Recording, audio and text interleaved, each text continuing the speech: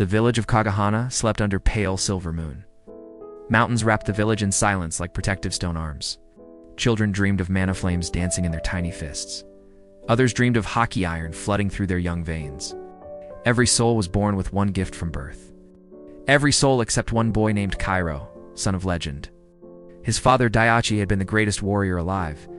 Daiachi could shatter boulders with a single Haki palm. He could call lightning storms using raw elemental mana. Then one morning, Daiachi vanished, leaving no footprints behind. Kairo was only 5 years old when silence swallowed him. Now at 16, he stood before the testing stone ceremony. Every child placed their hands on it to reveal power. Red glow meant fire mana, gold glow meant Haki always. The crowd held its breath as Kairo pressed his palms. Nothing. The stone stayed dark, cold, completely indifferent to him. A child giggled nearby. An elder cleared his throat loudly. Kairo's mother Hannah gripped her shawl and looked down sadly. Empty, someone whispered. Just like we all suspected he would be. Kairo pulled his hands back slowly, his jaw set firm. He did not cry. He had learned not to cry. The testing stone records showed Kairo. No element, no Haki. Classification, voidborn. Category appearing once every 100 quiet years. Most voidborn children were sent to labor villages, not academies. But Kairo's mother Hannah had saved every coin she owned. She had written letters, called favors, begged with quiet dignity. And so Kairo received one acceptance letter from Shinkan Academy, where warriors trained to protect the 5 kingdoms. Where mana wielders learned to forge storms from their elemental bloodlines. Where Haki masters taught students to feel attacks before landing. Kairo arrived at the academy gates, carrying one worn bag. The stone archway read, "Strength is earned, not inherited here." He looked up at those words and felt something stir. Something ancient, quiet, patient as a mountain glacier inside him. He didn't know what it was. He knew it was real. "You must be lost," said a voice sharp as steel. Kairo turned. A girl with silver-streaked hair studied him carefully. Her uniform already bore a Thunder Mana insignia on collar. "Saira Fujinami," she said. "Top of the entrance examination. You." "Kairo Mugan," he replied. "I passed the academic portion at least." She raised one eyebrow, unimpressed, then walked past him coldly. Inside the academy hall, 500 new students filled benches. Headmaster Araki stood at the front, robes dark as night. He spoke with weight of someone who had seen war. "You are here because you have potential," Araki said firmly. "Potential demands everything. It respects no bloodline, no family name." Kairo sat in the back row, invisible among gifted students. Beside him slid a boy with wild red hair, grinning. "Ryu Tachibana," the boy whispered, extending a casual, friendly hand. "King's Haki candidate." "Already," he added with complete, easy confidence. "Already?" Kairo whispered back, surprised by such a casual claim. Ryu shrugged. "It showed up during my test." 3 examiners fainted. "That sounds dangerous," Kairo said. Ryu grinned wider. It was great. Kairo almost smiled for the first time since arriving here. Almost, but a smirk nearby reminded him of cold reality. "I heard someone got in with 0 power," a boy announced. The laughter that followed was not kind. It never was. Ryu leaned to Kairo. "Ignore Makoto. His fire mana makes him arrogant." Kairo said nothing. He had learned silence was its own shield. The first week at Shinken was designed to break students open. Dawn runs up mountain paths where mana-enhanced beasts prowled the tree line. Sparring sessions where Haki users practiced reading intent before strikes landed. Elemental theory classes where students memorized ancient diagrams of power flow. Kairo survived on discipline alone, having no elemental shortcut available.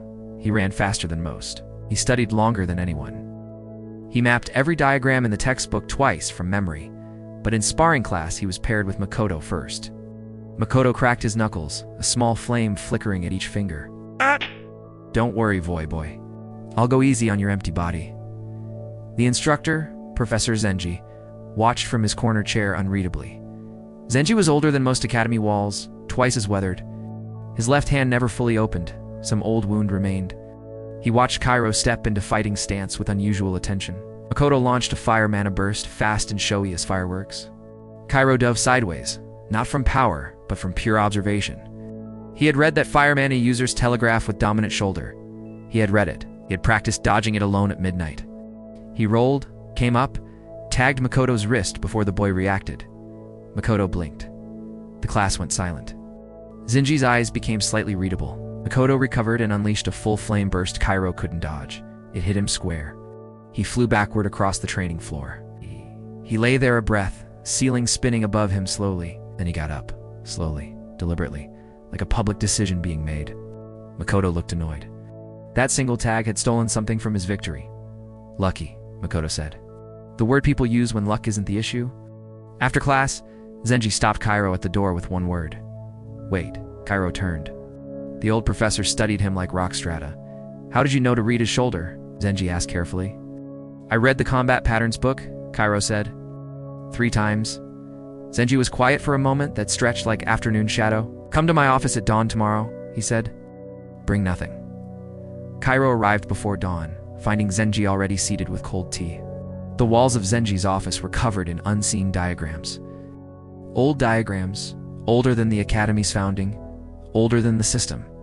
3 circles overlapped in the center of the largest diagram, Mana, Haki, and a third circle unlabeled, drawn in dark ink. What's the third circle? Kairo asked, already knowing it mattered deeply. Zenji set down his cup and looked at Kairo for a moment. Sit down, Kairo Mugen, he said quietly. There are things you must understand. Things about your father, about yourself, about what lives in you. Outside the window, dawn painted the mountains gold, while secrets unraveled. Zenji explained the 3 forces with precision of someone who lived them. Mana, elemental energy drawn from nature, shaped by bloodline and training. Haki, willpower forged into physical reality, iron bodies, and prophetic instincts. And Void, the forgotten original force, the silence holding everything else. Void isn't absence, Zenji said carefully. It's the space holding everything. Like a cup isn't the water, it makes the water exist. Kairo stared at the third circle with new eyes and held breath. My father, he said quietly. Zenji did not look away, answer given. Daiichi Mugen discovered the truth about the Void when you were young. The Council of Sages found out. They took him before he spoke. Kairo's hands clenched on his knees, knuckles pressing slowly white now. He's alive? He asked. Zenji's hesitation was its own crushing answer. He was alive when I last had information, 11 years ago. Why didn't you do something? Kairo asked. Without accusation, only wait. Zenji looked at his damaged hand. I tried. They do not forgive interference. The scar across Zenji's palm was a page from personal history.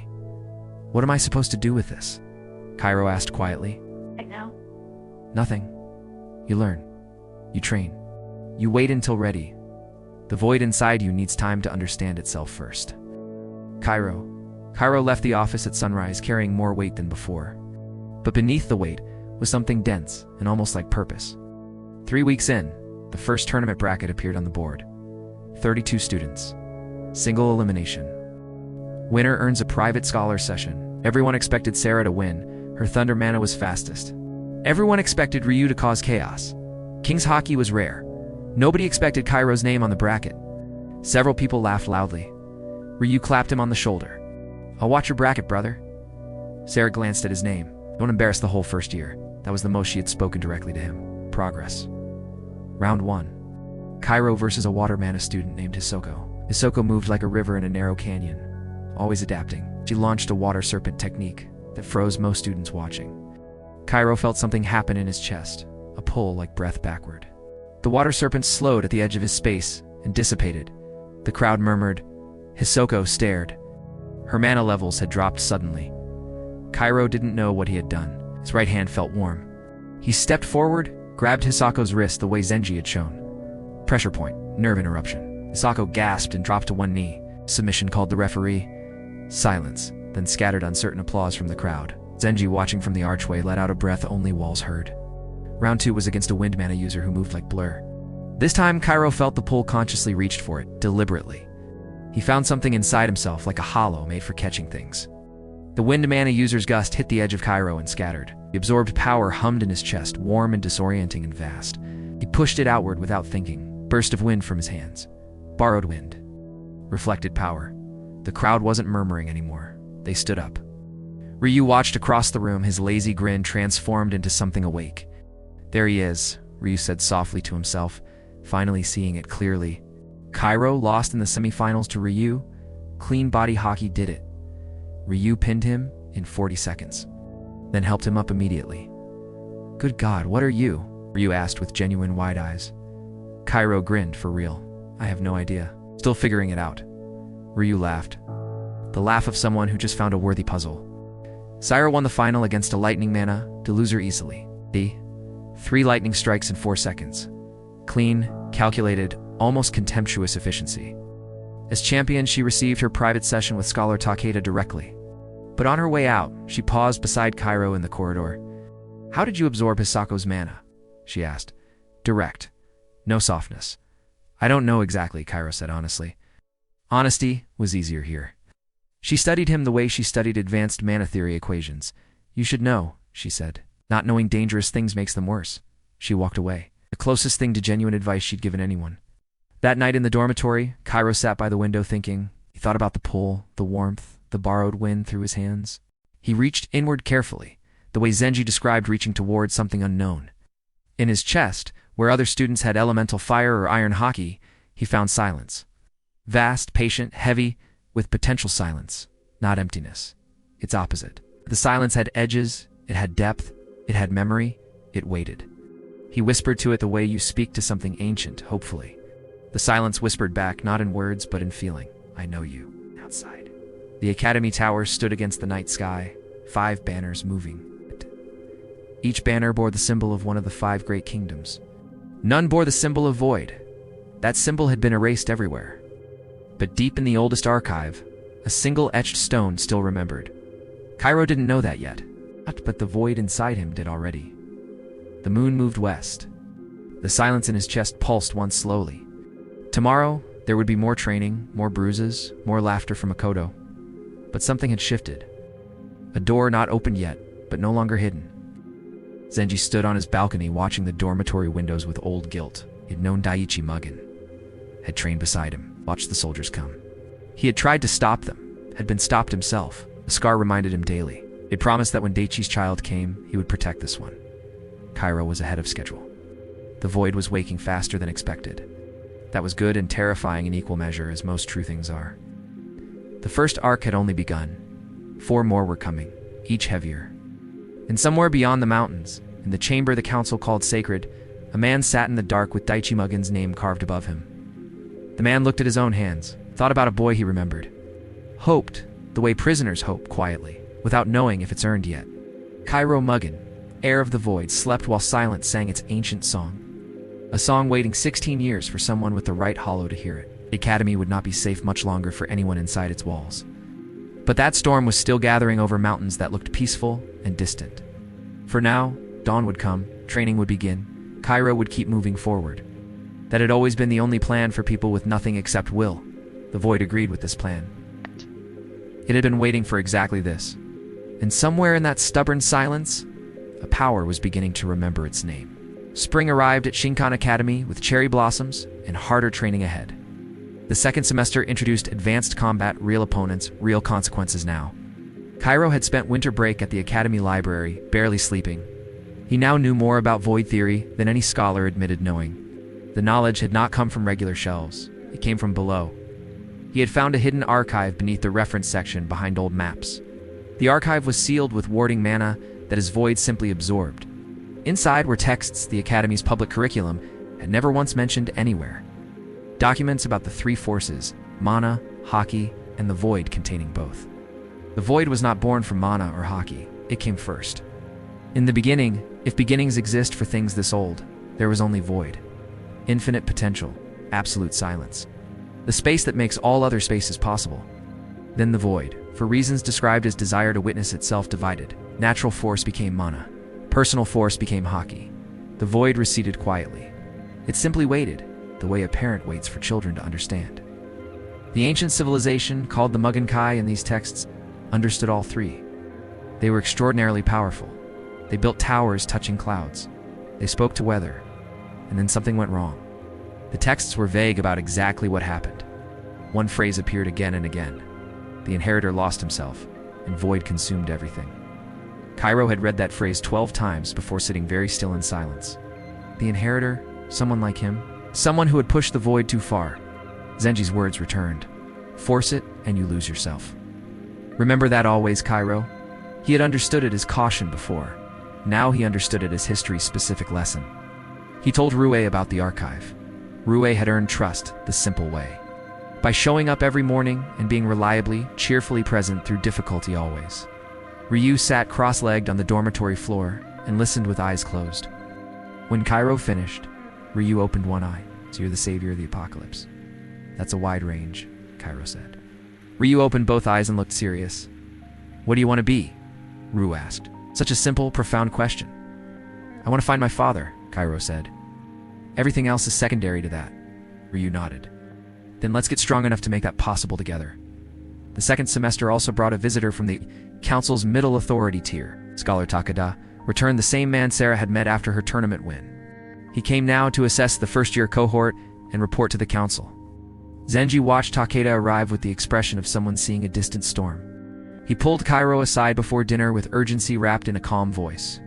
Takeda is a watcher, Zenji said quietly. He reports directly to senior council. He's here to check if any first-years show unusual or unclassified power development. So I need to hide it, Kairo said. Zenji shook his head firmly. No, hiding it badly draws more attention. You need to misdirect it carefully.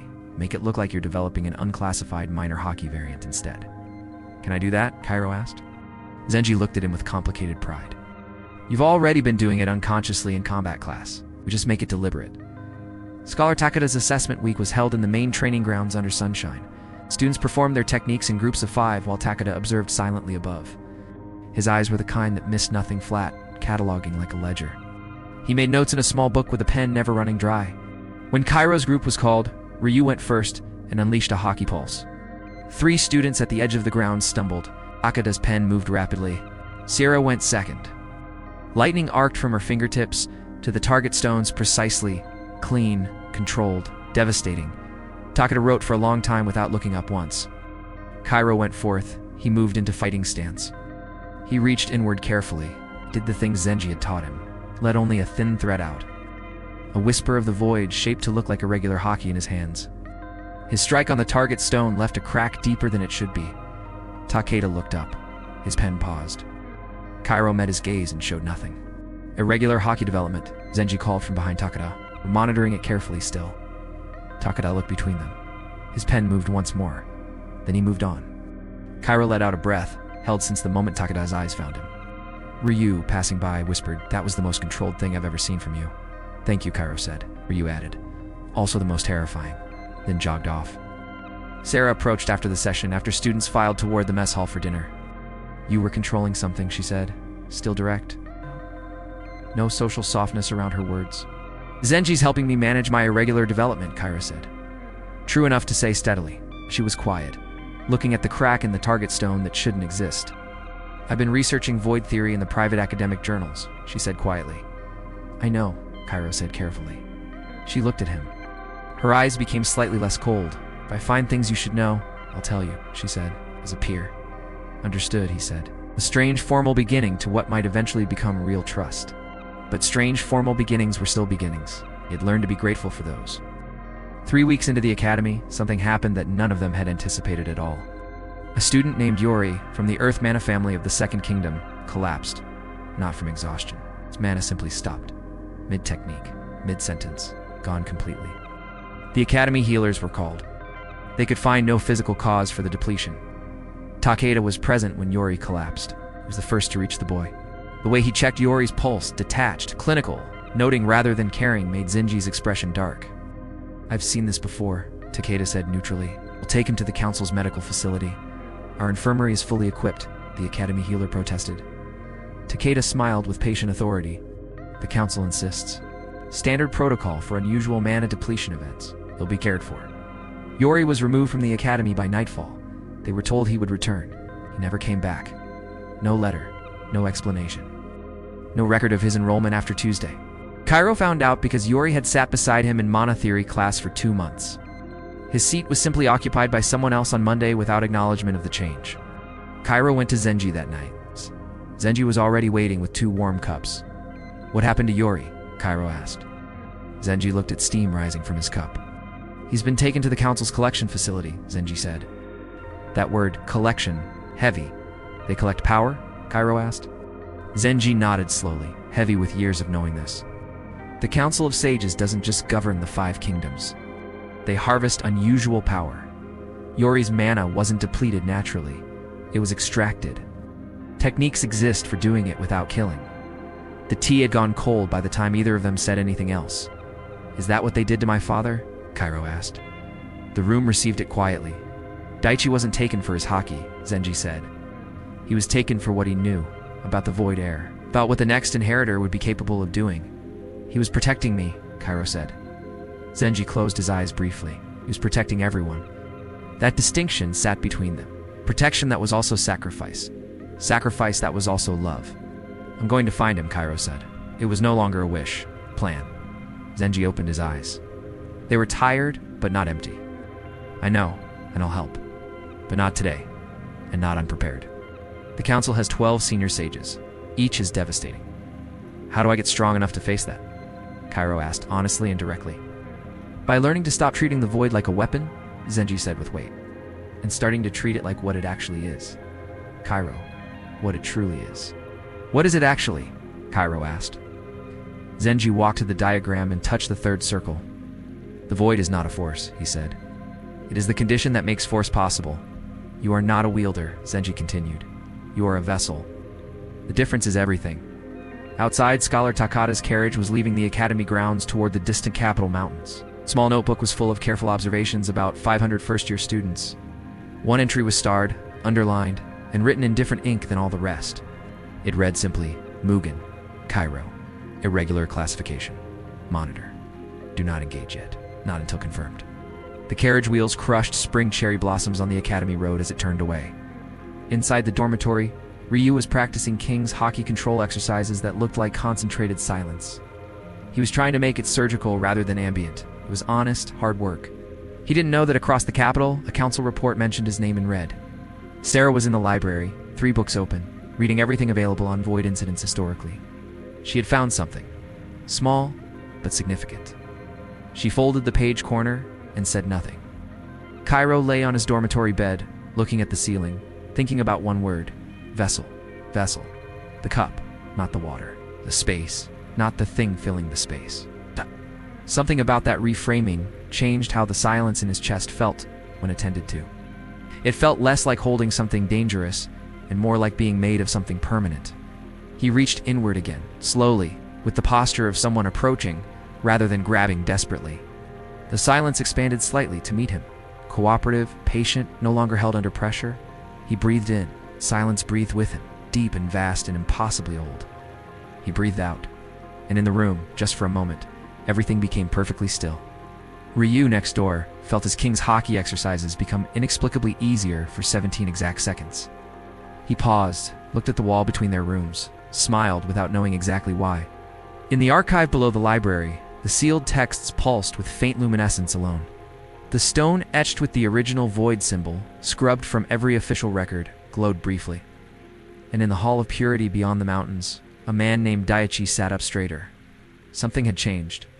Something distant and familiar and searingly his had just taken one step forward. He pressed his hand flat against the stone wall and closed his eyes completely. Kairo, the stone absorbed it. The dark room kept its silence. But hope needs no audience. Part 2 moved toward its turning point, the way rivers move without announcing the waterfall ahead. A message would arrive soon inside a textbook borrowed from the restricted library section. Page 247. Written in extremely small letters addressed to no one by any specific name. But Kairo would know it was for him immediately upon reading it that morning.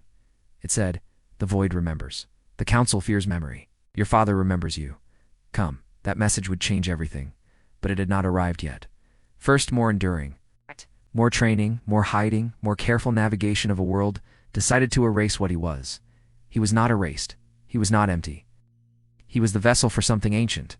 And slowly, carefully, like fire learning to be a sun, rather than just burning Kairo, Magan was beginning to understand what that meant. Not just in theory. In practice, the message arrived on a Wednesday inside a book about Old Kingdom cartography. The writing was so small, Kairo had to angle it toward the lamp flame. He read it 3 times, then folded the page and put the book back. He went to ROU first, because ROU was first. That had always been true. RO read the message. His lazy grin did not appear. Something serious moved behind his eyes. "Who sent this?" ROU asked. Someone who knows where my father is, Kairo replied. Is that enough? Aro asked. It was the right question. They both knew it. No, Kairo admitted, but I'm going anyway. The real question is, will you come? Ju looked at the ceiling with the expression of someone doing complicated moral calculations. Yeah, he said finally. Obviously, you do something catastrophically stupid without me here beside you, they told Sarah at breakfast, because she had earned it through 3 weeks of research. She listened without interrupting, which with Sarah was the highest form of attention possible. When they finished, she set down her chopsticks with a precision suggesting she had decided. I found something in the private journals 2 weeks ago, she said quietly. I waited. She placed a folded piece of paper on the table. A diagram, a familiar third circle. The void is mentioned in the founding documents of the Council of Sages, she said. They reference a void inheritor as the only power capable of dissolving council authority completely. The table was very still. Morning mess hall noise continued around them, completely indifferent. So they didn't just take your father because he knew, Sarah said. Because you exist. If you ever develop full void mastery, every system they built becomes structurally vulnerable overnight. They can't kill you, she continued. Killing a void inheritor before mastery causes uncontrolled release. It's in their founding records, the reason the ancient civilization was destroyed. An inheritor killed early, the pieces assembled in Kairo's understanding with the terrible clarity of things always true. They took his father not to stop Kairo, but to control him through love and fear. They were waiting for him to master the void and be weaponized by them, unless someone raised him outside that framework. Someone like Zenji, teaching subversion from inside the system. What do we do? Ru asked, addressed to all 3 of them equally and sincerely. We go to where my father is, Kairo said. We go now, before they change plans. Zenji agreed when they brought it to him that evening in his office quietly. He had been waiting, not for the message. For the moment, all 3 arrived together. I know where the Hall of Purity is, Zenji said. I've known for 11 years. Why didn't you go? Sarah asked. She already knew the difficult answer coming. Zenji held up his permanently damaged left hand. I went once, alone against 12 senior sages. Got past 3 wards before they found me. This time, he said, looking at the 3 of them with carefully banked belief. This time there are 4 of us, and one of us is what the council fears most.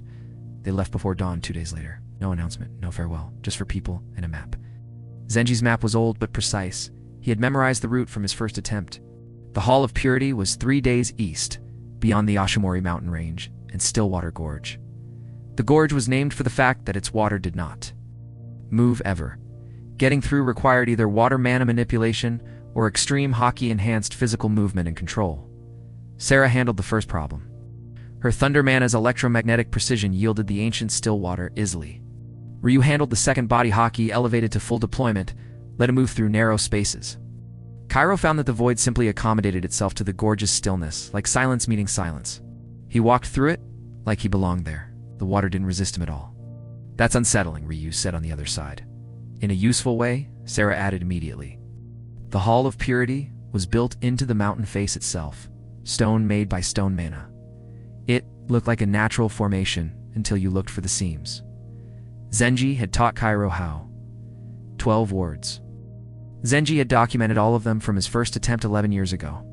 They were elemental, fire, water, wind, earth, light, shadow, and 6 compound combinations thereof. Sierra's Thunder Mana was not one of the 12, but it interfered with their electromagnetic fields.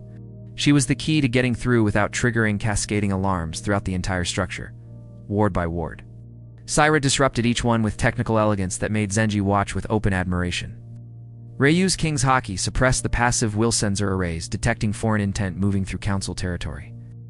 Kairo absorbed the residual mana discharge from each bypassed ward before it crystallized into alarm signal. They moved through 11 wards in 4 hours. Outside the 12th, they stopped completely. It was different. The 12th ward was not elemental. It was void-based, captured, caged void energy used as alarm. Someone in the council had known. 12th ward was specifically designed for him. It is? If I absorb it, Kairo said quietly, it might absorb back. Void-consuming void. Unpredictable. If we leave it, Sarah said, we trigger every alarm in the entire facility at once. Ryu looked at the ward and then at Kairo. What does your gut say? He asked. Kairo looked at the ward. The silence in his chest looked back at the caged void. Not hostility. Recognition. Like seeing something familiar in an unfamiliar. Place a word in your own language. It's not designed to attack, Kairo said slowly. It's trapped. This piece of void is imprisoned here. He reached toward it not to absorb, but to touch. To acknowledge what was unjustly held. The ward dissolved. Not from power. From the void choosing to end its own imprisonment when recognized. The 12th ward opened the way cages open when someone understands the door was never actually locked. They passed through into the Hall of Purity. And in the 3rd chamber, they found him. Daichi Mugen sat against a stone wall. Older, thinner, still upright, still completely himself. Still there? He looked up when they entered. His eyes, Kairo's eyes, same dark shade, went very still. Kairo walked across the chamber floor and sat beside his father without saying anything at all. Daichi reached out a hand that shook slightly, placed it on Kairo's shoulder, gripped hard. Proof.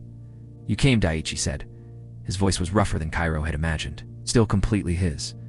Obviously, Kairo said. And for a moment, there was nothing else that needed to be said.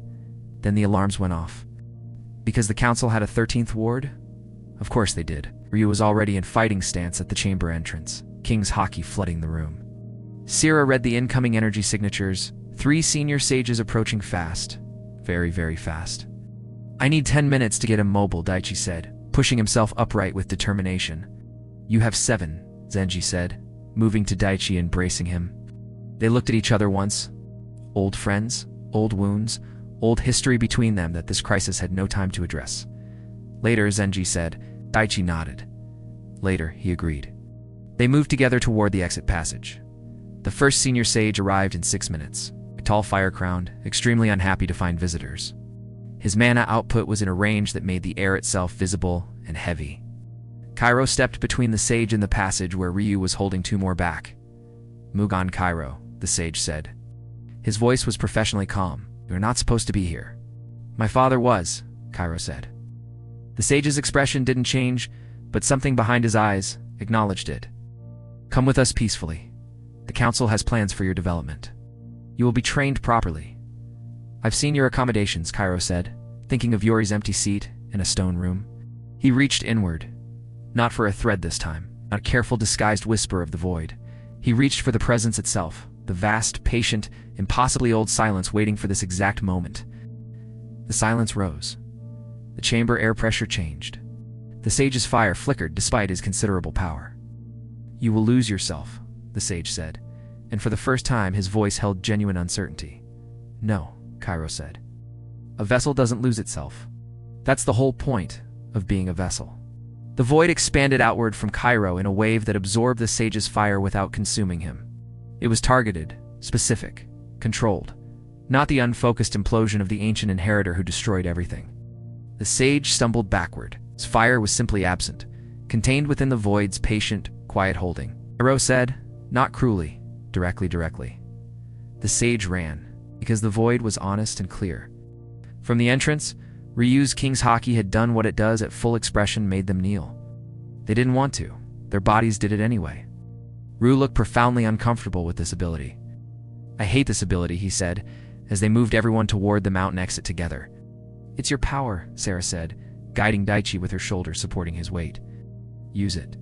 They emerged from the mountain into afternoon light that was almost aggressively beautiful after the dim stone. Daichi stopped and looked up at the sky with the expression of reintroducing himself to a large fact. Kairo stood beside him. The void had settled back into its patient waiting. No lost self. Success. You held it, Daichi said, looking at his son with something enormous moving quietly behind his eyes. Zenji helped, Kairo said. Daichi looked at Zenji, who looked at a mountain with elaborate casualness. He always was the best of us at teaching what he couldn't do himself, Daichi said warmly. They moved quickly from the mountain. Behind them, the Hall of Purity's alarms continued their useless noise. The council would regroup. The senior sages would make a plan. The wards would be redesigned. This was not over. Everyone in the group knew it was barely the end of beginning. But Daichi Mugan was walking in mountain air under afternoon sky, and his son was beside him. And the void in Kairo's chest was not a threat or a curse or a weapon. It was simply what it had always been. The oldest thing. The thing holding everything else inside it, including, right now, one boy's relief so large it needed the void just to contain it fully. They could not return to the academy at all. The council would send watchers by morning light. Zenji had prepared for this a hidden outpost. 3 days northwest, hidden by earth mana camouflage. They walked through night and into cold morning. Daiichi recovered strength faster than any of them expected. 11 years of captivity had not broken his core. His haki was diminished from years of council suppression. But his mind was intact. That was what mattered.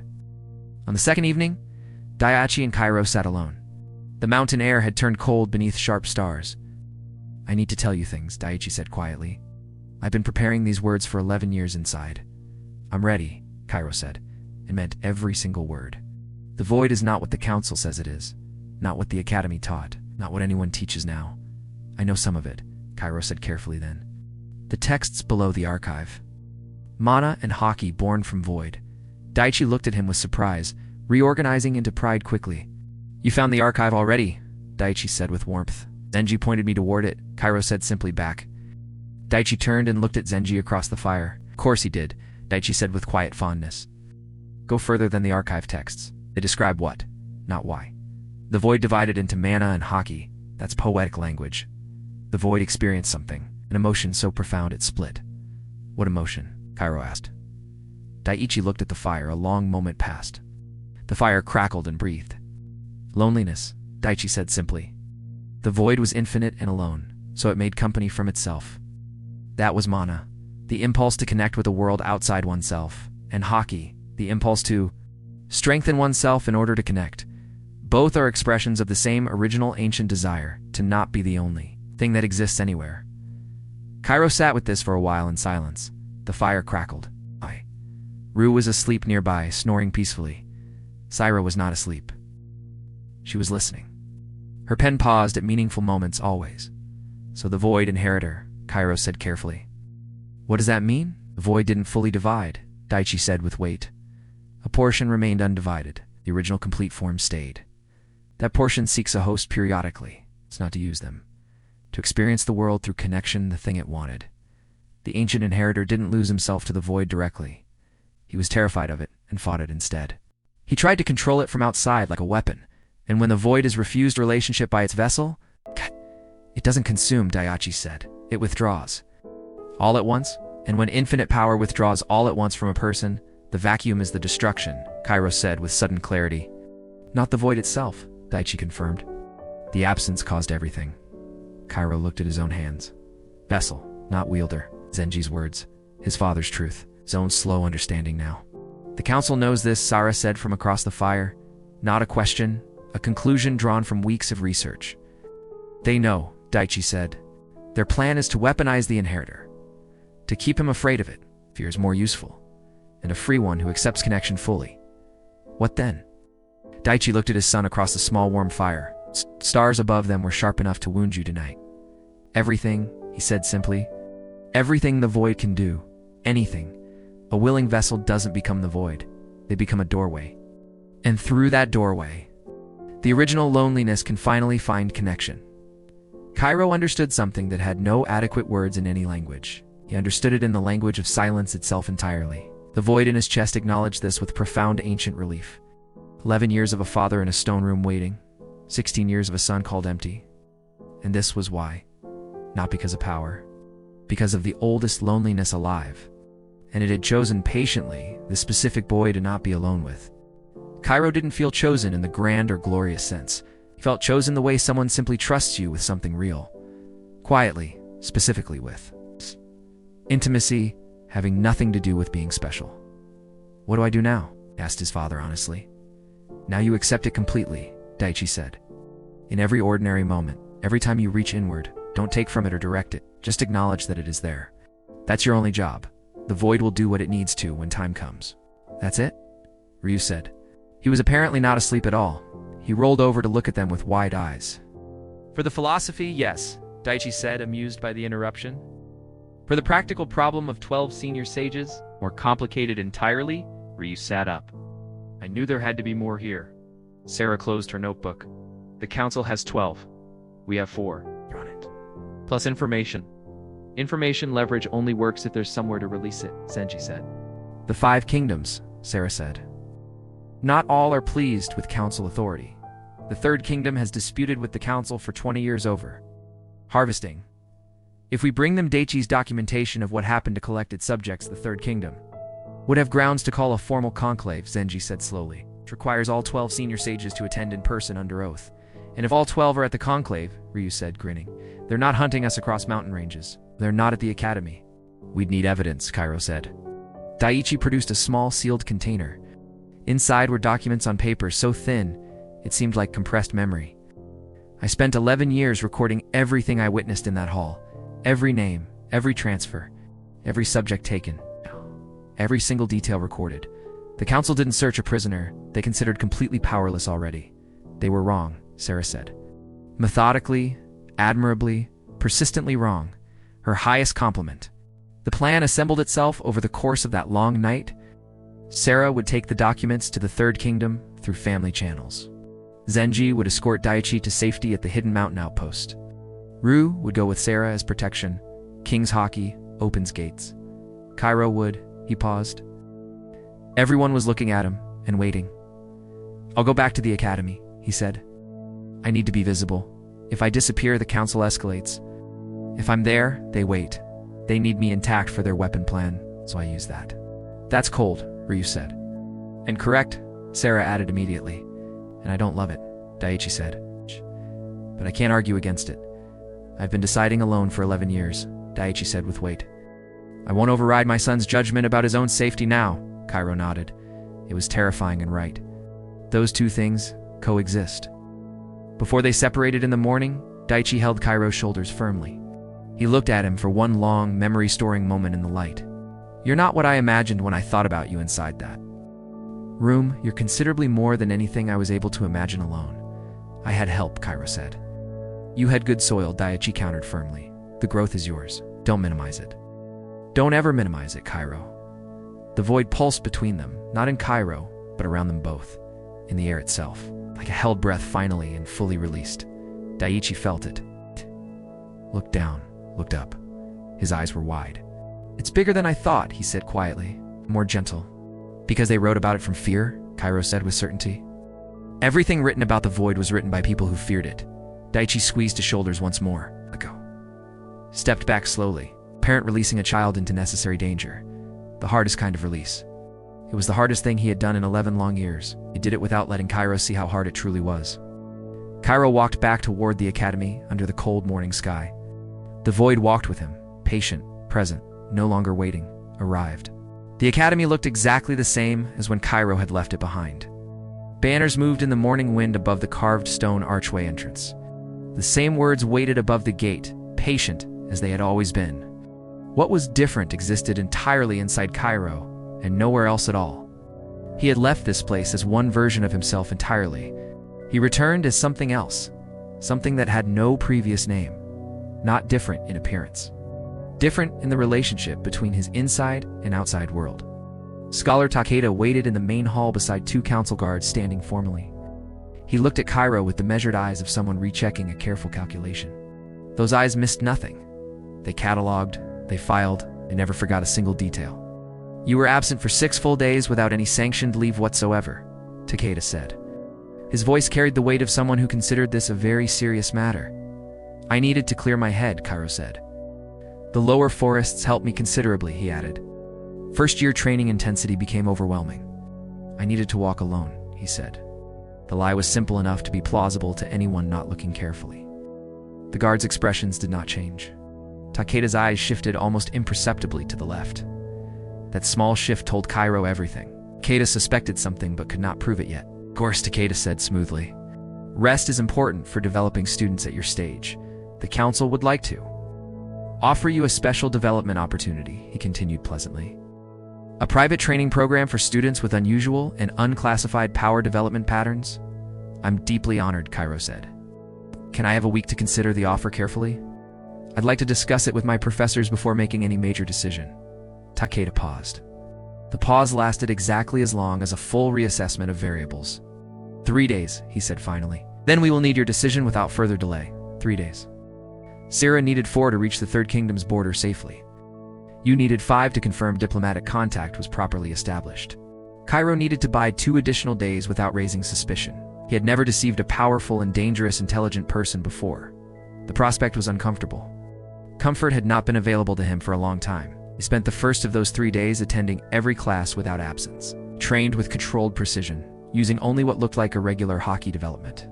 He said nothing that mattered to anyone reporting back to Takeda or the council. He ate in the mess hall at the correct times. He smiled at appropriate moments. He was, in every visible way, exactly the cooperative and unremarkable student Takeda needed. Makoto watched Kairo across the training grounds during afternoon sparring. Something in Makoto's face had traveled a considerable distance from 3 years ago. Not respect yet, but the specific territory before respect finally forms. Makoto watched Kairo move through exercises and said nothing at all. On the second day, Headmaster Araki sent a formal summons to his tower office. Not Zenji's office, the original office. High in the oldest academy tower, Araki was a large man, carrying a large and careful silence wherever he moved. He had witnessed many important things begin and end. He had learned to speak only what genuinely needed to be spoken aloud. The office smelled of old paper and something older than paper. Zenji is not at the academy, Araki said. He was not here when I sent someone to check yesterday, he continued. I do not know where Professor Zenji currently is, Kairo said. Every word was technically true. He knew where Zenji was going. He did not know where Zenji was at that moment. Araki studied him like old mountain study approaching weather, without judgment, without urgency, with complete and weathered accuracy. The silence stretched out. Neither moved to fill it. You have your father's eyes, Araki said finally. You knew my father, Kairo said. Not because he was certain, because something in Araki's expression suggested it. Araki nodded once slowly, acknowledging a complicated and unresolved association. I was a young instructor when Daiichi Mugen trained here, Araki said carefully. He was extraordinary. It's not because of his haki, though that was extraordinary, because of how he thought about power. He thought differently than anyone else did. When he was taken, Araki said, something tightened slightly as he spoke. When he was taken, I did nothing. I am not proud of that. The admission sat between them like something needing to be said for years. Why are you telling me this now? Kairo asked. Araki looked across the desk covered in papers nobody else would read. Because Takeda's offer is not what it presents itself as, Araki said. It is not a training opportunity. It is a transfer to a council facility. Students transferred there do not return to the academy, he said quietly. I know, Kairo said. Araki looked at him, recognition in his gaze. On the fourth day, a guest lecturer arrives from the Third Kingdom, Araki said. It is standard diplomatic academic exchange protocol, normally routine and unremarkable, he added. I suspect this visit may prove less routine than normal. The academy courtyard was alive with the quiet tension of approaching confrontation.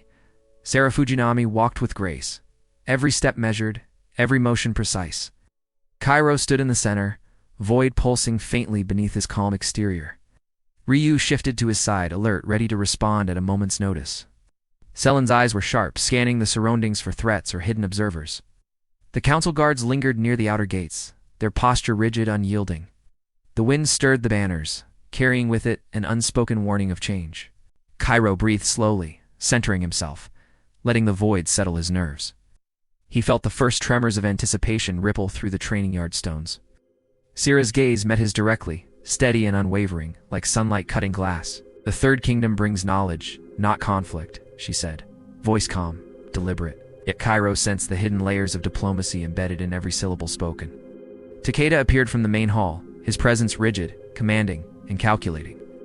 You understand the expectations, he said softly, eyes narrowing slightly at Kairo's posture. The council demands obedience, not interpretation.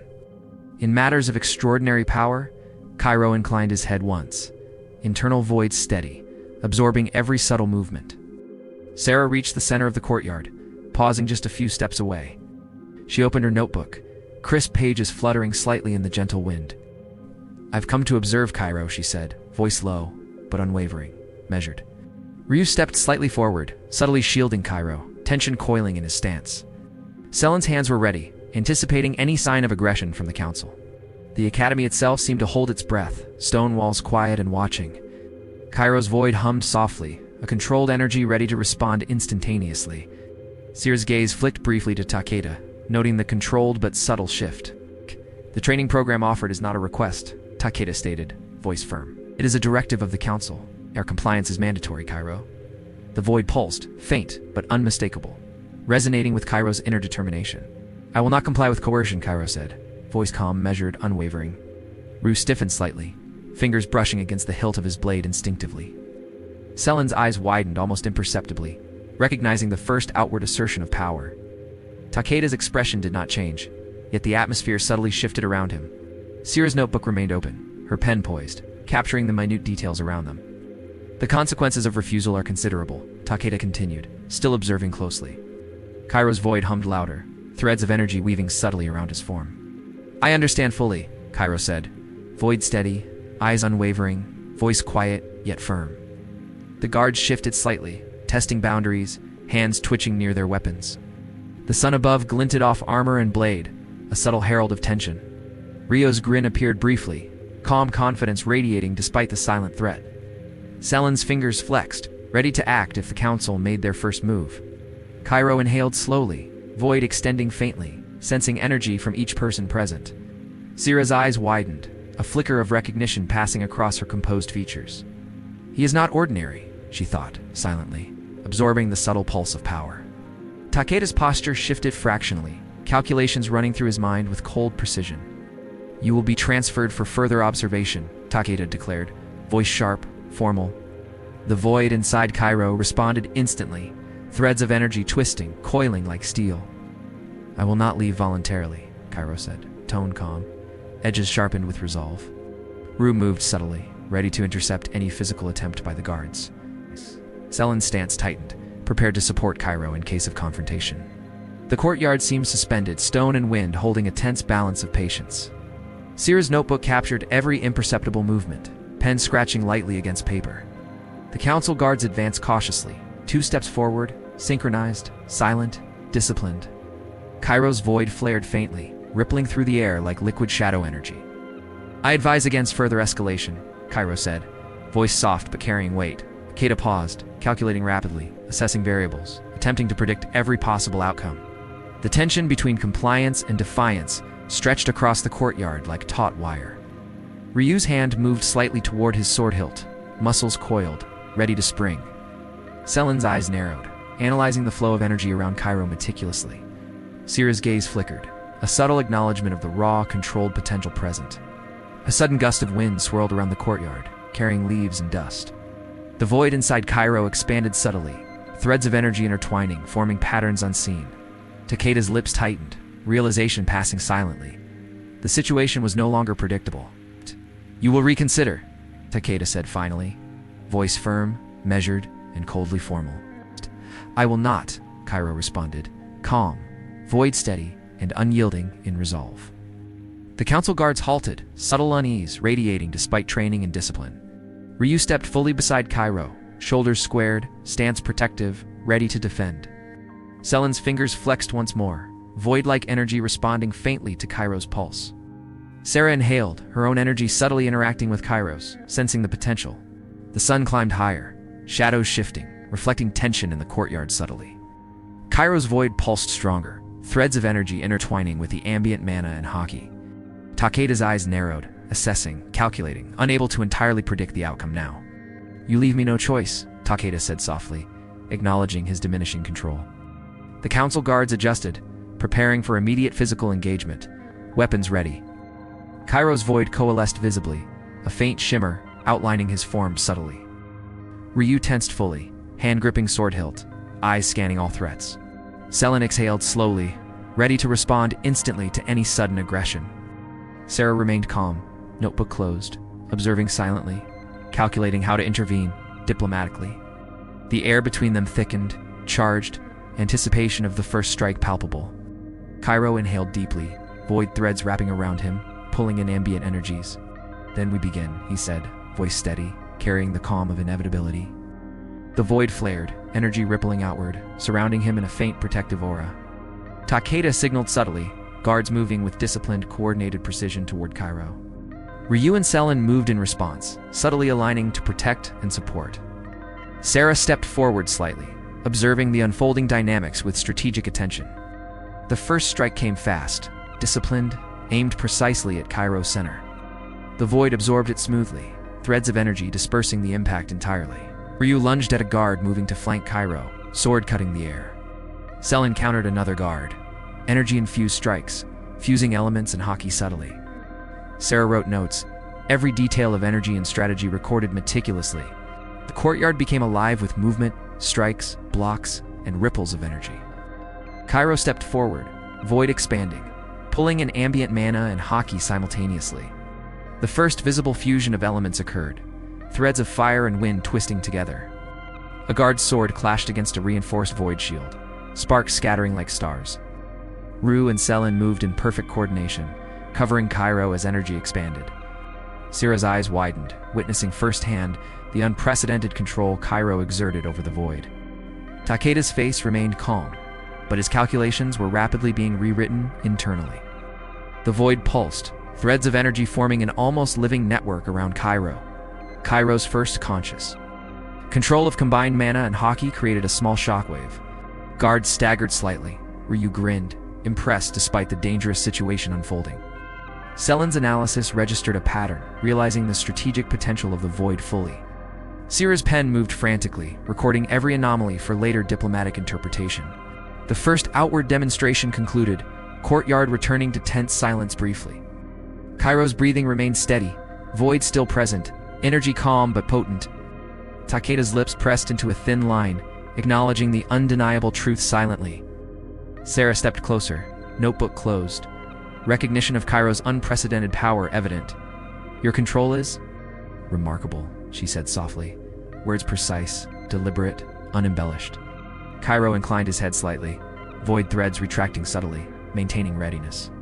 Ryu and Seinen exhaled in relief, preparing for the next sequence cautiously. Takeda motioned subtly, guards readying for another coordinated strike. Respect mingled with calculation. Kairo's void flared again, threads intertwining with ambient energies, forming faint glowing patterns. The first phase of confrontation ended. Tactical pause, everyone assessing next moves carefully. Sira's gaze met Kairo's briefly, unspoken understanding forming between the two of them. Rue grinned subtly. This is just the beginning, voice low, confident, anticipatory. Seinen nodded, void humming faintly around her hands in subtle synchrony. Takeda exhaled slowly, realization dawning. Kairo's power was beyond expected parameters entirely. The sun's rays highlighted the courtyard, energy threads glinting faintly in the light. Kairo felt the void calm, centered, fully aware of every detail present. This was the moment the convergence of mana, haki, and void became inevitable. Kairo's void pulsed, absorbing ambient mana and haki simultaneously nearby. Rue lunged forward, striking guard's weapon with precision and raw force. Selen's eyes glowed, channeling lightning mana through her focused palms. Sarah stepped back, calculating notebook closed, energy patterns meticulously observed silently. The first council guard fell back, staggered from unexpected power's impact. Void threads intertwined, forming patterns Kairo never consciously tried before. Takeda's expression remained neutral, yet calculations scrambled within his sharp mind. Another strike came. Faster, guards coordinating attacks, attempting overwhelming force. Kairo twisted, void flaring, absorbing both elements and haki effortlessly. Rue blocked a strike, countering with perfectly timed haki reinforcement. Selen's elemental attack fused with void threads, producing small shockwave immediately. Sira's gaze shifted, recognizing unprecedented synergy between mana and void. The courtyard erupted into controlled chaos, energy flowing visibly around combatants. Kairo stepped forward, void expanding, beginning the first true offensive demonstration. Takeda's lips pressed thin, calculating options against unpredictable, growing, dangerous energy. The second wave of guards approached, synchronized, disciplined, trying to flank strategically. Ryu deflected one strike while blocking another simultaneously with precision. Seinen manipulated wind and fire, threading attacks through void-controlled empty spaces.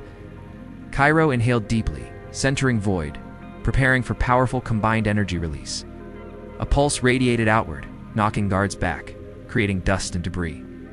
Sira's eyes widened, realizing power magnitude exceeded known Academy records significantly. Takeda's hand twitched slightly, acknowledging uncontrollable variables increasing exponentially around Kairo. The third strike initiated. Faster than previous, void absorbing and redirecting instinctively. Ryu and Seinen moved in flawless coordination with Kairo's energy flow.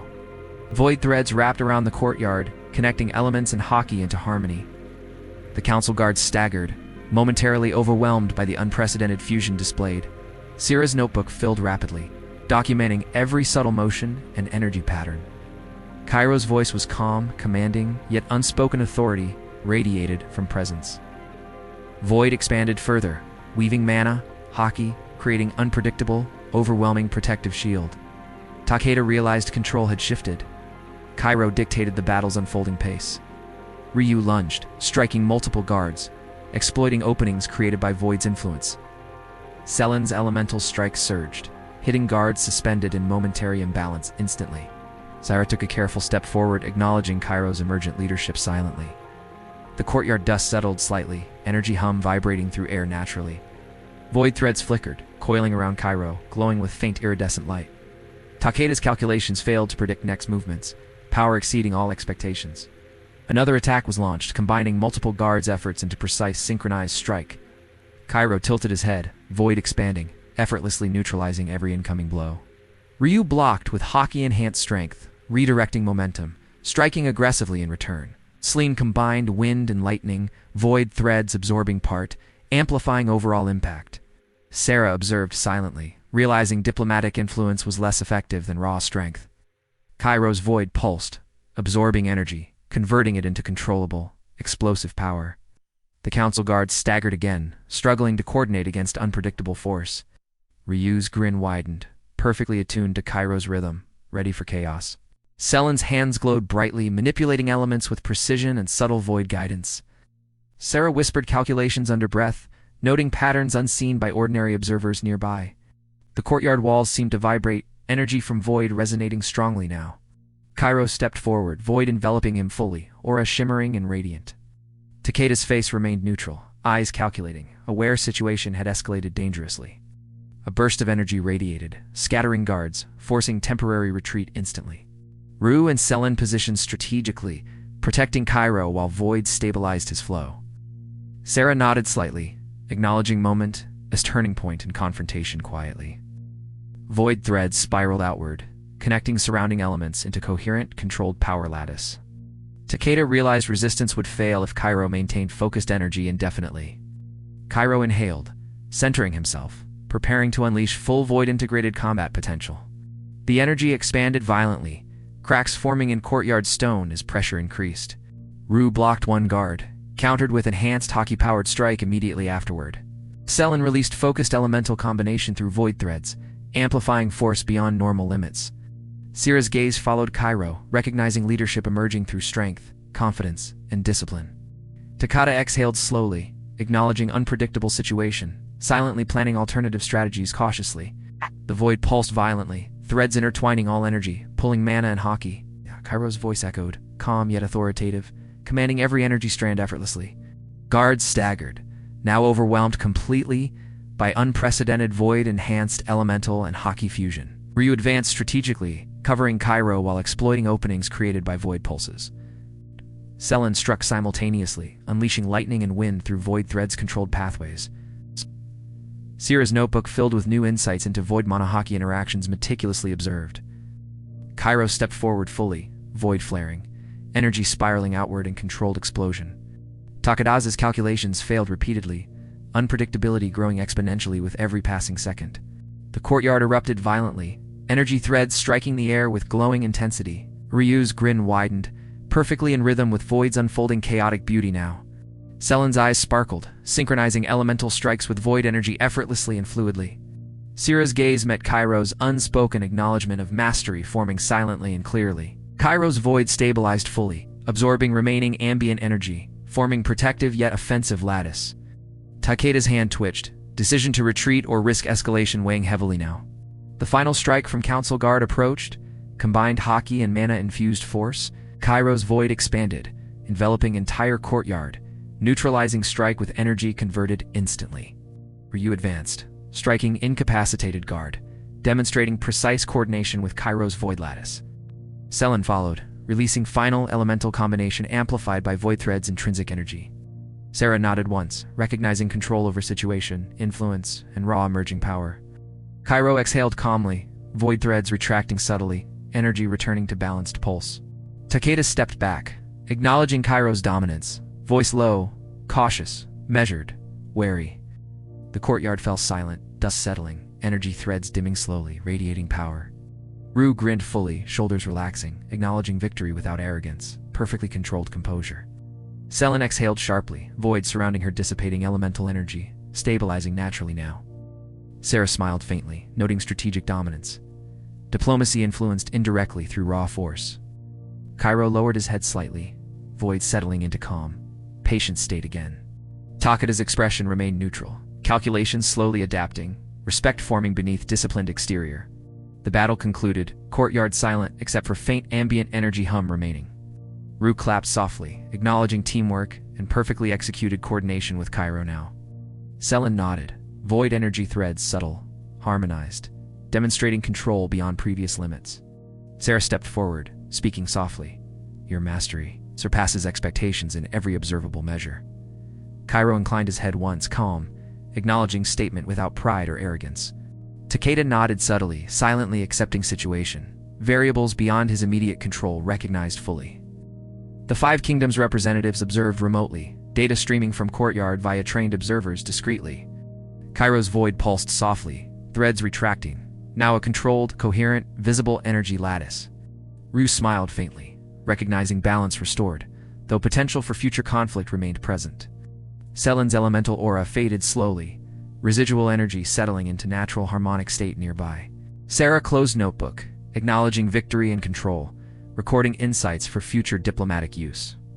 Takeda stepped back, acknowledging Kairo's control and influence. Decisions recalculated internally, cautiously. The courtyard's tension dissolved gradually, stone walls silent, students observing discreetly from distance. Kairo exhaled calmly, void fully settled, awareness of surrounding energies total, complete. Rue and Seinen flanked him, posture relaxed, yet ready if necessary. Sarah approached, notebook under arm, voice calm. The conclave will need thorough reports. Kairo nodded once, voice quiet, all will be revealed. Control remains in place. Takada turned, speaking low. This day will shift balance of power subtly. The sun dipped lower, casting warm light over courtyard, shadows stretching long. Void threads shimmered faintly, pulsing subtly as if alive, observing Kairo internally. Kairo exhaled slowly, void recognized, accepted, harmonized fully with his conscious mind. Ryu grinned, glancing at Kairo. This is just the beginning, friend. Seinen smiled faintly, energy surrounding her calm, acknowledging shared understanding silently. Sarah nodded, recognizing Kairo as both power and symbol of change. Takada's lips pressed thin, decision finalized internally. Kairo's dominance is uncontested currently. Ah! The courtyard exhaled with them. Stone walls echoing silent acknowledgement of victory. Kairo looked around, void steady, energy balanced, aware of future challenges ahead. Rue stepped closer. Let's return. Prepare for next council engagement carefully together. Seinen nodded, void threads retracting, energy stabilized, elemental patterns returning to equilibrium naturally. Sira's notebook closed, insights secured, recognizing Kairo's mastery of void fully. Takeda's gaze lingered briefly, respect forming silently, variables now under reconsidered calculations. Kairo's void pulsed once, softly, signaling calm, readiness, and controlled omnipresence internally. The final phase concluded, energy balanced, battlefield quiet, observers internalizing lessons learned. Ryu grinned, stepping back. You truly are the void's rightful heir now. Selen's eyes sparkled, faint acknowledgement of friendship, mastery, and shared struggle forming. Sarah whispered, reports will reflect accurately. No embellishment, just truth documented carefully. Takeda turned slowly, walking away, decisions pending, recalculated, expecting Kairo's unparalleled strength. Kairo exhaled slowly, void fully harmonized, energy threads subtle, controlled, radiant, internally. Ryu and Seinen flanked him back toward Academy building, disciplined, ready still. Sarah followed quietly, notebook secured, recognizing Kairo's leadership potential, influence undeniable. The sun's rays cast long shadows, courtyard peaceful, energy hum, gentle now. Kairo's void pulsed gently, threads subtly visible, harmonized with ambient energy completely. This victory demonstrated mastery, control, and revealed true potential of void fully. The academy resumed calm, students whispering, observing energy and events quietly, respectfully. Kairo's breathing remained calm, measured, void fully integrated with conscious awareness permanently. Rue whispered, "We've won today, but the future remains unwritten, friend." Seinen nodded silently, void threads dissipated, elemental energy returning to natural balance fully. Syra smiled faintly, diplomatic influence indirectly shaped by Kairo's undeniable power today. Takeda observed from distance, calculating next steps carefully, respecting Kairo's absolute control. The courtyard sun set gradually, shadows stretching, energy threads fading into gentle harmony. Kairo exhaled finally, void quiet, fully controlled, yet ready for future challenges. Ryu clapped softly, acknowledging teamwork, discipline, and controlled chaos resolved successfully together. Seinen exhaled slowly, energy harmonized, void patterns stabilized, demonstrating mastery and control visibly. Syra nodded once, closing notebook, insights complete, recognizing Kairo's rightful leadership role clearly. Takeda stepped back silently, acknowledging power, influence, and controlled mastery, decisions recalibrated internally. Kairo turned slowly, void threads, subtle energy, integrated, future challenges anticipated carefully ahead. The courtyard remained calm, students observing silently, absorbing lesson of void mastery fully. Rue smiled faintly. We've seen the void at its fullest potential today. Seinen nodded once, quietly acknowledging shared struggle, mastery, and future readiness completely realized. Sarah whispered, all observations recorded. Reports will reflect true scope accurately now. Kairo exhaled slowly, void threads fully harmonized, energy calm, stable, quietly radiant internally. Takeda turned away finally. Decisions recalculated, respect solidified, variables adapted for future actions. The sun set fully, courtyard peaceful, energy threads faintly glowing, harmonized naturally now. Kairo stood quietly, void fully controlled, aware, ready, master of his own destiny.